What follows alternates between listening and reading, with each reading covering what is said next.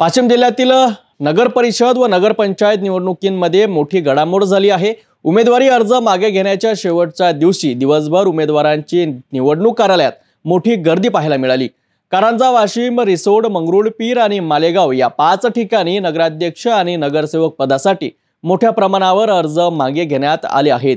मिळालेल्या माहितीनुसार नगराध्यक्ष पदाच्या 5 जागांसाठी दाखल झालेल्या 54 अर्जांपैकी तब्बल 25 उमेदवारांनी आपली उमेदवारी मागे घेतली असून आता निवडणुकींच्या रिंगणात 29 उमेदवार उतरले आहेत।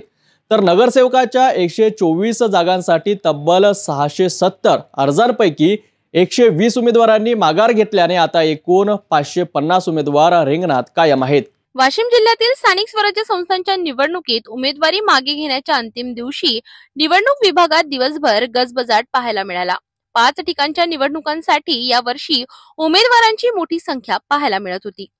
कारंजा, वाशिम, रिसोड, मंगरुळपीर नगर परिषद तसेच मालेगाव नगरपंचायत या ठिकाणी एकूण 5 नगराध्यक्ष पदे आणि 124 नगरसेवक पदे रिक्त आहेत।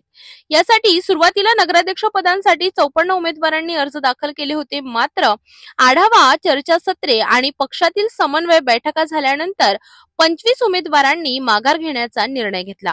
त्यामुळे आता केवळ 29 उमेदवार निवडणूक रिंगणात कायम राहिले आहेत।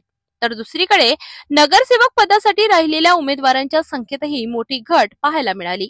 सुरुवातीला दाखल झालेल्या 670 अर्जांपैकी एकूण 120 उमेदवारांनी अर्ज मागे घेतले असून आता 550 उमेदवार परस्पर स्पर्धेत राहिले आहेत। दरम्यान वाशिम नगर परिषदेच्या नगराध्यक्ष पदसंदर्भातील काही आक्षेप अद्याप न्यायालयात प्रलंबित असल्यामुळे विशेष परवानगीने या पदासाठी उमेदवारी अर्ज मागे घेण्याची अंतिम तारीख 25 नोव्हेंबर ठरविण्यात आली आहे।